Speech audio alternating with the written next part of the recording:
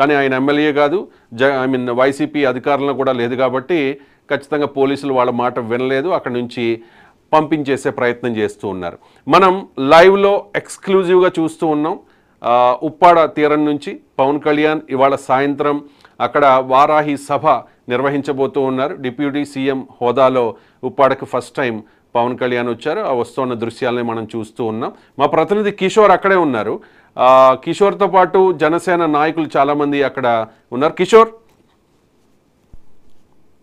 Thank you Ravi. ప్రస్తుతం జనసేన అధినేత Pawan Kalyan deputy CM గా పిఠాపురం నియోజకవర్గం ఉప్పడ యూపల్లి మండలం ఉప్పడ మండలంలో ఉన్నారు.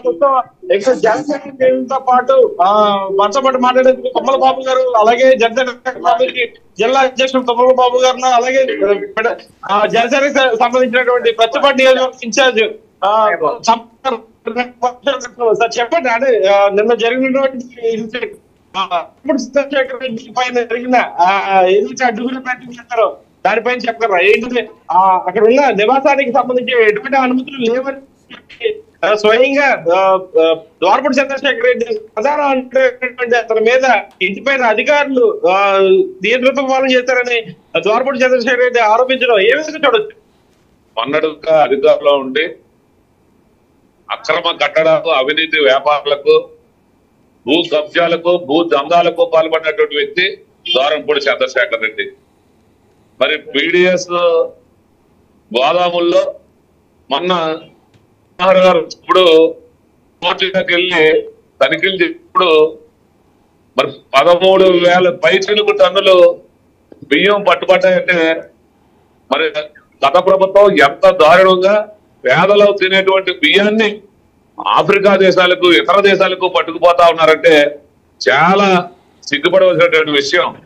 పేదల పొట్టగొట్టి వారు జేబులు నింపుకుని వారు వ్యాపారాలు చేస్తా ఉన్నారు. నిన్న ఏదైతే గత ప్రభుత్వంలో అన్యాయంగా అక్రమంగా ఏ విధమైనటువంటి పేపర్స్ కానీ అనుమతులు లేనటువంటి కట్టడాన్ని అధికారులు ఆల్రెడీ నోటీస్ ఇచ్చి తీయన్నప్పటికీ తీయకపోతే అధికారులు వెళ్ళి దాన్ని తొలగించడానికి ప్రయత్నం చేస్తే యథావిధిగా ఇంకా గత ప్రభుత్వంలో ఉన్నామని ఫీల్ అవుతారో ఏంటో చంద్రశేఖర్ రెడ్డి గారు కానీ ముమ్మాటికి తప్పు. అధికారుల్ని వారి యొక్క అనుచర వర్గంతో బేభత్సం సృష్టించి అధికారులు కొట్టడం ప్రభుత్వం తీవ్రంగా ఖండిస్తా ఉంది. ప్రభుత్వం తలుచుకుంటే ఏ విధంగా పనిచేయొచ్చు. నిన్న పవన్ ఎప్పటి నుంచో చెప్తున్నారు, ఈ రాష్ట్రంలో అమ్మాయిలు పెద్ద ఎత్తున అవుతా ఉన్నారు. 30,000 పైచీలకు అమ్మాయిలు మిస్సింగ్ అయ్యారు. ఏ ఒక్క అమ్మాయిని ట్రేస్ వెనక రప్పించబోయిన గత ప్రభుత్వం సిగ్గుపడాలి. పవన్ కళ్యాణ్ గారు స్పందించి అధికారులతో మాట్లాడి పోలీసు అధికారులు కూడా అప్రిషియేట్ చేసిన సంగతినే మర్చిపోకూడదు. ఒక అమ్మాయి తీసుకొచ్చినటువంటి ప్రయత్నం జరుగుతూ ఉంది.